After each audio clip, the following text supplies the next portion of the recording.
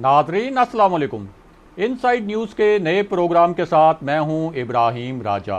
और आज हम आपको बताएंगे कि पाकिस्तान में कुलभूषण यादव से भी कई गुना ज़्यादा ख़तरनाक भारतीय जासूस कौन सा था। इसके साथ साथ आपको ये भी बताएंगे कि वो कौन सा भारतीय जासूस था जो पाक फ़ौज में भर्ती होकर मेजर के ओहदे तक पहुंच गया और फिर इस जासूस को पकड़ने के लिए किस किस्म का पुरअसरार ऑपरेशन करना पड़ा था। अगर आप इस खबर की तफसील जानना चाहते हैं और आने वाले दिनों में भी अहम मामलात से आगाह रहना चाहते हैं तो हमारे चैनल को सब्सक्राइब कीजिए। और अब बात करते हैं आज के मौजू पर। तो आपको बताएं कि रविंद्रा कोशक एक ऐसा भारतीय जासूस था जो 25 साल तक पाकिस्तान रहा और ये शख्स राजस्थान में पैदा हुआ था और इसको भारत के खुफिया इदारों ने पाकिस्तान में जासूसी के लिए भर्ती किया था। बुनियादी तौर पर रविंद्रा कोशक एक स्टेज आर्टिस्ट था और जब भारतीय इदारों ने इसको पाकिस्तान में जासूसी के लिए भर्ती किया तो इसे कमाल चालाकी से उर्दू भी सिखाई गई और इस्लाम के बारे में खुसूसी तालीमात भी दी गई और फिर इसे भेस बदलवा कर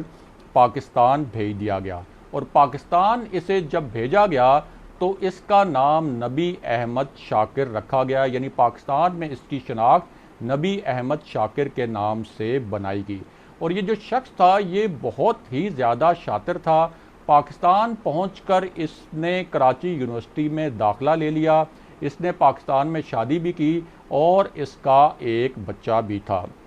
अब रविंद्रा कोशक ने कराची यूनिवर्सिटी से कानून की तालीम हासिल करने के बाद सरतोड़ कोशिशें शुरू कर दी कि ये किसी तरीके से पाक फ़ौज में किसी भी हैसियत में भर्ती हो जाए, क्योंकि इसको मिशन ही ये सौंपा गया था कि इसने पाक फ़ौज में भर्ती होकर हसास मालूमात भारत के खुफिया इदारों तक पहुंचानी हैं। और इसकी सरतोड़ कोशिशों के बाद बिल आखिर ये पाक फ़ौज में एक क्लर्क के तौर पर भर्ती हो गया और फिर आहिस्ता आहिस्ता इसने तरक्की की और ये पाक फ़ौज में कमीशन्ड ऑफिसर बना और फिर तरक्की करते करते ये पाक फ़ौज में मेजर के ओहदे तक पहुंच गया और उस वक्त तक इसने किसी को भी अपने ऊपर शक ना होने दिया।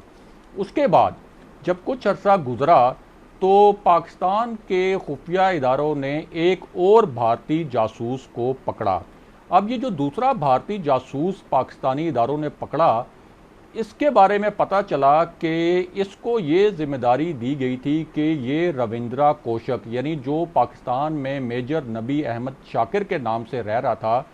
कि इसको ये जिम्मेदारी दी गई थी कि इसने रविंद्रा कोशक से रब्ता करना है और फिर उससे हसास मालूमात लेकर भारतीय खुफिया इदारों तक पहुंचानी है। यानी जो दूसरा जासूस पाकिस्तान आया था उसने रविंद्रा कोशक से रब्ता करके हसास मालूमात लेनी थी और फिर भारत के जो फौजी इदारे हैं और खुफिया इदारे वहां तक वो पहुंचानी थी। और जब इस जासूस से तहकीकात हुई तो ये सारा मामला जो है उस वक्त खुला। उसके बाद जो पाकिस्तान के खुफिया इदारे हैं उन्होंने रविंद्रा कोशक, यानी जो कि नबी अहमद शाकिर का रूप धारे हुआ था, उसकी जो नकलो हरकत थी उस पर नज़र रखना शुरू कर दी। वो कहाँ आता जाता है, किस से मिलता जुलता है, ये तमाम चीज़ें जो हैं वो बड़े ही खुफिया तरीके से रिकॉर्ड करना शुरू कर दी पाकिस्तान के खुफिया इदारों ने। और फिर जब इस मामले की तफसीली तहकीकात हुई तो पता चला कि रविंद्रा कोशक जो है वो दरअसल एक भारतीय जासूस था जिसको भारतीय खुफिया इदारों ने पाकिस्तान की फ़ौज में एक तरह से प्लांट किया था। उसके बाद इसको गिरफ़्तार कर लिया गया और जब ये गिरफ़्तार हुआ तो इसने जेल से अपने अहले खाना को भारत में एक ख़त भी लिखा और उस ख़त में इसने लिखा कि उसने भारत के लिए जासूसी की इतने साल पाकिस्तान में, लेकिन भारतीय हुकूमत ने उसके लिए या उसकी फैमिली के लिए कुछ भी नहीं किया। और ये शख्स जो है 2001 में, ये जो रविंद्रा कोशक भारतीय जासूस था, ये 2001 में पाकिस्तान में कैद काटते हुए जेल में ही मर गया। इसी तरह आपको बताएं कि एक और भारतीय जासूस गुरबख्श राम, पाकिस्तान में शौकत अली के नाम से दाखिल हुआ और ये जो जासूस था ये 18 साल पाकिस्तान में रहा और भारतीय इदारों के लिए ये जासूसी करता रहा और इसे 1990 में उस वक्त गिरफ़्तार किया गया जब वो भारत जा रहा था और इसके पास कुछ दस्तावेज़ात भी मौजूद थे। फिर ये जब इसे गिरफ़्तार किया गया तो इसे जेल में डाल दिया गया और 2016 में इसे जज्बा खैर सगाली के तहत रिहा किया गया। जब रिहाई के बाद ये भारत पहुंचा तो इसने इल्ज़ाम आयद किया कि उसने तो भारत के लिए जासूसी की, लेकिन भारतीय हुकूमत ने उसे किसी किस्म की कोई सहूलतें नहीं दी। इसके अलावा विनोद साही नामी एक भारतीय जासूस 1977 में पाकिस्तान में गिरफ्तार हुआ था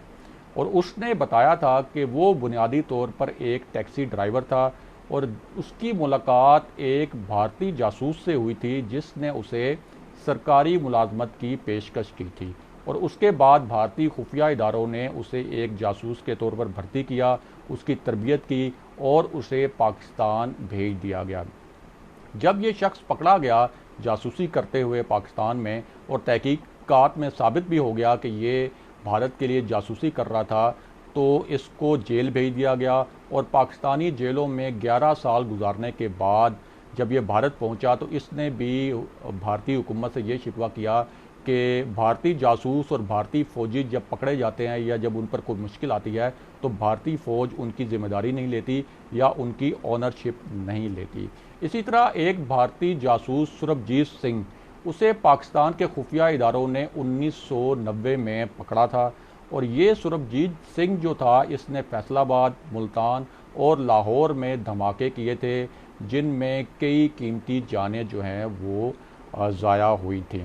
इसके बाद इस पर मुकदमा चला और इसे सज़ाए मौत सुनाई गई थी, लेकिन 2013 में वो कोट लखपत जेल में कैदियों ने इस पर हमला किया था और उस हमले में ये सुरभजीत सिंह जो है वो मारा गया था। इसके अलावा आपको बताएं कि एक और भारतीय जासूस कश्मीर सिंह 1973 में पाकिस्तान में जासूसी के इल्ज़ाम में गिरफ़्तार हुआ था।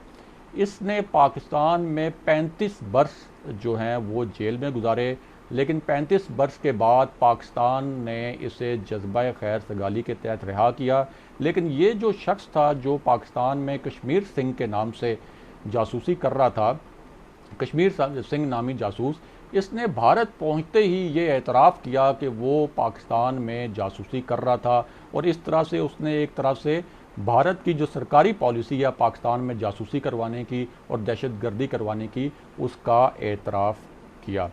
पाकिस्तान में पकड़े जाने वाले एक और भारतीय जासूस सुरजीत सिंह ने 30 साल पाकिस्तानी जेलों में गुजारे और 2012 में जब इसे जज्बा खैर सगाली के तहत रिहा किया गया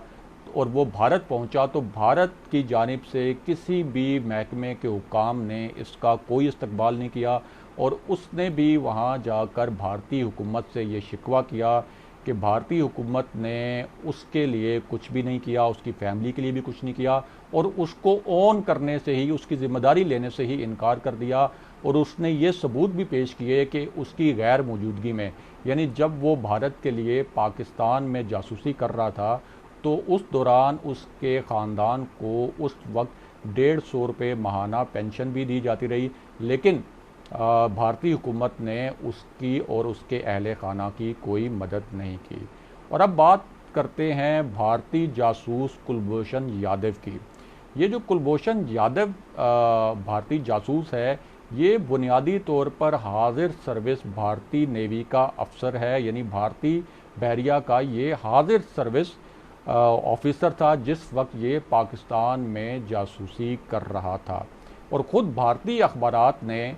इसकी जो शनाख्त थी इसका पर्दा चाक किया था और ख़ुद भारतीय अखबारात और मीडिया ने ये बताया था कि इसने हुसैन मुबारक पटेल के नाम से भी एक पासपोर्ट जो है वो बनवा रखा हुआ था। यानी इसका नाम तो कुलभूषण यादव था, लेकिन इसने हुसैन मुबारक पटेल के नाम से भी एक जाली पासपोर्ट बनवा रखा था और इसे मार्च 2016 में गिरफ़्तार किया गया था और उसे उस वक्त गिरफ़्तार किया गया था जब वो ईरानी सरहद से पाकिस्तान में दाखिल हुआ था और पाकिस्तान ने जज्बा खैर सगाली के तहत इसे 2 मरतबा काउंसलर एक्सेस भी दी है।